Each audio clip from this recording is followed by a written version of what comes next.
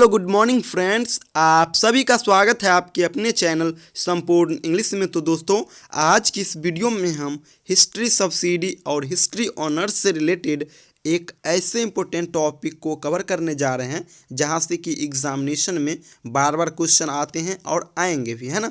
और ये टॉपिक कौन है? तो टॉपिक है सिंधु घाटी सभ्यता।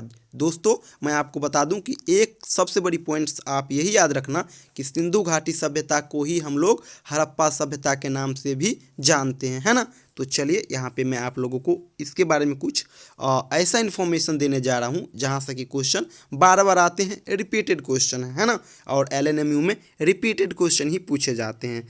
और अगर बात करें सिंधु घाटी सभ्यता का, तो एक बहुत बड़ा टॉपिक है, लेकिन आपको हम इतना डिटेल में नहीं पढ़ाने जा रहे हैं। बस वही पॉइंट्स आप लोगों को कवर कराने जा रहे हैं जहां से कि क्वेश्चन आएगा। तो सबसे पहला पॉइंट्स आप यही याद रखिएगा कि अगर क्वेश्चन आए एग्जाम में कि सिंधु घाटी सभ्यता किस प्रकार का सभ्यता है, नगरीय सभ्यता या फिर शहरी सभ्यता, तो आप लोग याद रखना सिंधु सभ्यता जो है ये नगरीय सभ्यता है, पहला पॉइंट। दूसरा पॉइंट दोस्तों, आपसे पूछेगा कि सिंधु घाटी सभ्यता या फिर हड़प्पा सभ्यता का खोज किसने की? तो दोस्तों, इनका खोज राय बहादुर दयाराम सहनी ने की।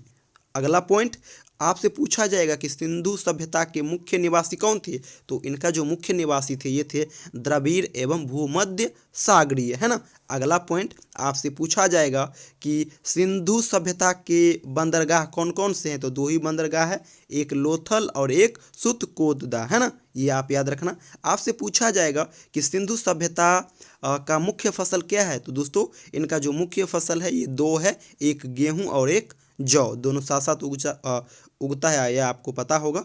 और अगला इंपॉर्टेंट पॉइंट्स ये भी याद रखना आप कि आपसे पूछा जाएगा कि सिंधु सभ्यता का जो लिपि होता है वो किस प्रकार का लिपि होता है? तो दोस्तों, इसका जो लिपि होता है ये होता है भाव चित्रात्मक, जिसको हम राइट से लेफ्ट की ओर लिखते हैं। इतना आप याद रखना। एक और पॉइंट याद रखना, आपसे पूछा जाएगा कि ये लोग किसको पूजा करते हैं? तो दोस्तों, ये लोग धरती को उर्वरता की देवी मान करके पूजा करते हैं। साथ ही साथ वृक्ष और शिव भगवान का पूजा ये सिंधु सभ्यता में काफ़ी लंबे समय से प्रचलित है ना। उसके बाद आपसे ये भी पूछा जाएगा कि ग्रिड पद्धति किससे संबंधित है? तो ग्रिड पद्धति जो है दोस्तों ये सिंधु घाटी सभ्यता से संबंधित है। इतना आप याद रखना। जितना पॉइंट मैं यहाँ पे बता रहा हूँ, जैसे अगर बात करें स्वास्तिक चिन्ह, मातृदेवी, मेलुहा, शहद, इस तरह का पॉइंट्स अगर आपको दिखे और ऑप्शन में सिंधु सभ्यता मिले तो आप डायरेक्ट उसमें मारना, कोई घबराने की बात नहीं है। तो ये हुआ। चलते हैं, आगे बढ़ते हैं। आपसे पूछा जाएगा कि स्वस्तिक चिन्ह जो है ये किन से रिलेटेड है? तो ये सिंधु सभ्यता से रिलेटेड स्वस्तिक चिन्ह। उसके बाद पूछा जाएगा कि ये लोगों का जो समाज है वो किस प्रकार का है, पितृ समाज है या फिर मातृ समाज है? तो दोस्तों, ये जो है ना सिंधु सभ्यता के लोग ये मातृ समाज है ना। ये लोग माता का पूजा ज़्यादा करते हैं पिता के अपेक्षा, है ना। ये पितरात्मक समाज नहीं, मात्रात्मक समाज है यहाँ पे, है ना। उसके बाद पूछा जाएगा मेलुहा। तो ये मेलुहा शब्द जो देख रहे हैं, और देखिए इसका जो स्टेटमेंट बनेगा बहुत लंबा बनेगा, लेकिन मैं आपको ये पॉइंट उठा के दे रहा हूँ, है ना। और मेलुहा शब्द का यूज जो है ना हड़प्पा सभ्यता के अलावा कहीं नहीं किया गया है, तो ये आप याद रखना। इसके बाद पूछा जाएगा कि सिंधु सभ्यता के लोग मिठास के लिए किसका प्रयोग करते थे? तो दोस्तों, सिंधु सभ्यता के लोग मिठास के लिए शहद का प्रयोग करते थे, है ना। साथ ही साथ ये लोग वजन के लिए 16 के अनुपात वाले भार का उपयोग करते थे। शॉर्ट की मैं आपको यहाँ पे बता रहा हूँ। उसके बाद दोस्तों, कुंवर वाला सांड को ये लोग उन लोगों का पशु जो था ना वो कुंवर वाला सांड पशु था और उनका ये लोग पूजा करते थे, है ना। इस सिंधु सभ्यता के लोग जो है दोस्तों ये सूती एवं ऊनी वस्त्र पहना करते थे, है ना। पर्दा प्रथा जो है दोस्तों ये सिंधु सभ्यता से ही आता आ रहा है ना। तो इतना पॉइंट्स तो याद रखना ही रखना। दो चीज़ और आप याद रखना कि हड़प्पा का खोज किसने किया? तो दयाराम साहनी ने। कितने ईस्वी में? तो 1921 ईस्वी में। और मोहनजोदड़ो का खोज किसने किया?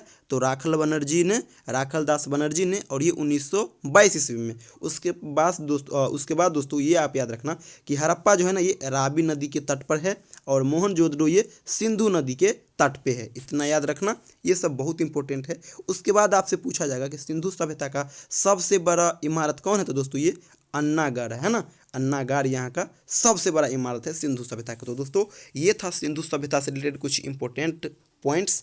मैं आपको बता दूं कि ये बहुत बड़ा टॉपिक है सिंधु सभ्यता, 1-1.5 घंटे का ये टॉपिक है। अगर ढंग से पढ़ोगे उसके बाद आपको सारा इन्फॉर्मेशन इसके बारे में पता चलेगा। लेकिन एग्ज़ाम करीब है, इसीलिए मैं आपको जितना जल्द से जल्द हो सकता है, जितना शॉर्ट में हो सकता है, मैं पूर्णतः कोशिश कर रहा हूँ आप लोगों को कम समय में अच्छा कंटेंट देने की। और क्वेश्चन आता है ना, तो बेसिक क्वेश्चन आता है, इसीलिए मैं बेसिक क्वेश्चन ही आपको कवर कराना है। ये बहुत ही सिंपल है।